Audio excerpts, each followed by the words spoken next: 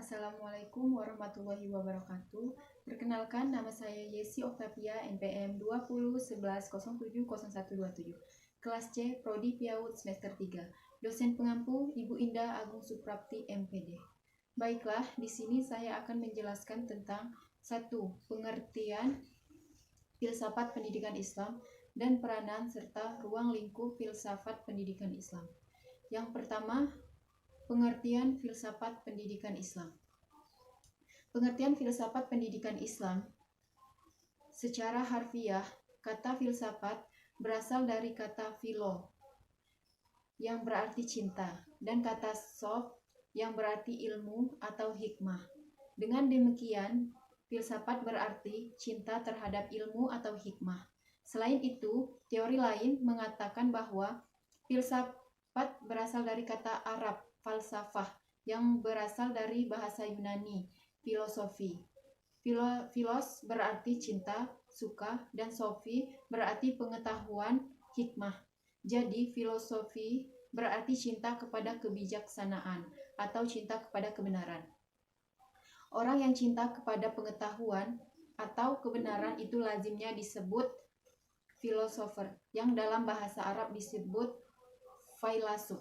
Dengan demikian, filsafat adalah suatu kegiatan atau aktivitas yang menempatkan pengetahuan atau kebijaksanaan sebagai sasaran utamanya. Selanjutnya, peranan filsafat pendidikan Islam. Peranan filsafat pendidikan Islam adalah mengembangkan filsafat Islam dan memperkaya filsafat Islam dengan konsep-konsep dan pandangan-pandangan filosofis dalam bidang pendidikan dan ilmu pendidikan. Dan ilmu pendidikan pun akan dilengkapi dengan teori-teori kependidikan yang bersifat filosofis Islami. Dengan demikian, peranan filsafat pendidikan Islam menuju ke dua arah, yaitu ke arah pengembangan konsep-konsep filosofis dari pendidikan Islam secara otomatis akan menghasilkan teori-teori baru dalam ilmu pendidikan Islam. Dan yang kedua, ke arah perbaikan dan pembaharuan praktek dan pelaksanaan pendidikan Islam. Selanjutnya, ruang lingkup filsafat pendidikan Islam. Ruang lingkup filsafat pendidikan Islam, pemikiran dan kajian tentang filsafat pendidikan Islam menyangkut 3 hal pokok, yaitu yang pertama penelaahan tentang filsafat pendidikan dan penelaahan tentang Islam. Karena itu, setiap orang yang berminat dan menerjunkan diri dalam dunia filsafat pendidikan Islam seharusnya memahami dan memiliki modal besar tentang filsafat pendidikan dan Islam itu. Yang kedua, hubungan filsafat manusia dan pendidikan. Berikan dasar atau landasan Al-Quran tentang hubungan tersebut. Yang pertama, hubungan filsafat dengan manusia adalah filsafat manusia menjadikan manusia sebagai objek studinya. Dalam cabang ilmu filsafat ini, manusia akan mengajukan pertanyaan mengenai diri mereka sebagai manusia. Titik tolak filsafat manusia adalah pengetahuan dan pengalaman manusia serta dunia yang melingkupinya. Hubungan filsafat dengan pendidikan ialah berfilsafat berarti mencari nilai-nilai ideal atau cita-cita yang lebih baik, sedangkan pendidikan mengaktualisasikan nilai-nilai ini dalam kehidupan manusia.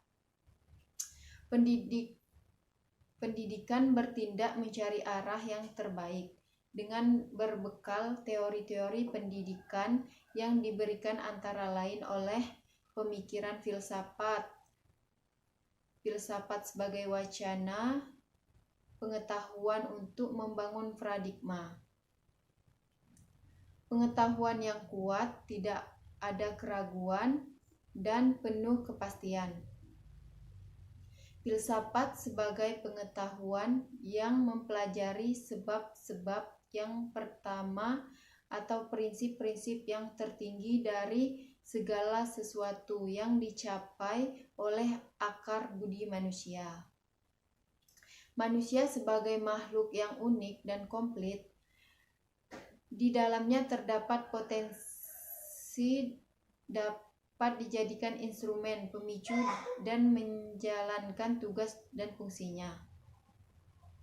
Agama menggambarkan 3 potensi yang memiliki oleh manusia, yakni potensi fisik biologisnya, potensi intelektual dan rohaninya, dan potensi sosiologisnya. Ketiga potensi ini harus dibina dan dikembangkan secara harmoni dan seimbang. Pendidikan merupakan sebagai upaya menyiapkan peserta didik untuk bersikap secara manusia agar dapat hidup dengan tenang, senang, aman, dan sejahtera, baik dalam kehidupan di dunia maupun di akhirat kelak.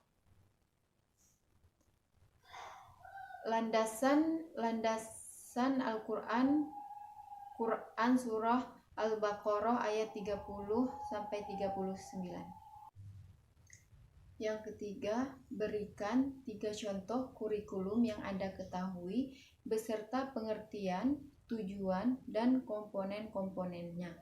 Yang pertama, kurikulum 2004. Pada tahun 2004 dihancurkan kurikulum berbasis kompetensi atau KBK sebagai pengganti kurikulum 1994. Suatu program pendidikan berbasis kompetensi yang harus mengandung 3 unsur pokok, yaitu pemilihan kompetensi sesuai spesifikasi, indikator-indikator evaluasi untuk menentukan keberhasilan pencapaian kompetensi, dan pengembangan pembelajaran. Yang kedua, kurikulum 2006. Pada kurikulum 2006, pemerintah pusat menetapkan standar kompetensi dan kompetensi dasar. Guru dituntut mampu mengembangkan sendiri silabus dan penilaian sesuai kondisi sekolah dan daerahnya. Hasil pengembangan dari semua mata pelajaran dihimpun menjadi sebuah perangkat. Kurikulum ini juga dinamakan kurikulum tingkat satuan pendidikan atau KTSP. Yang ketiga, kurikulum 13. Kurikulum ini adalah pengganti kurikulum KTSP. Kurikulum 13 memiliki 3 aspek penilaian, yaitu aspek pengetahuan, aspek keterampilan, dan aspek sikap dan perilaku. Di dalam kurikulum 13, terutama di dalam materi pembelajaran, terdapat materi yang dirampingkan dan materi yang ditambahkan. Materi yang dirampingkan terlihat ada di materi bahasa Indonesia, IPS, PPKN, sedangkan materi yang ditambahkan adalah materi matematika. Kurikulum 13 hingga saat ini masih berlaku dan diterapkan di sekolah-sekolah Indonesia. Selanjutnya, pengertian kurikulum. Kurikulum adalah kumpulan rencana, tujuan, materi pembelajaran, dan bahkan cara mengajar yang digunakan sebagai pedoman oleh para pengajar demi tercapainya tujuan akhir pembelajaran.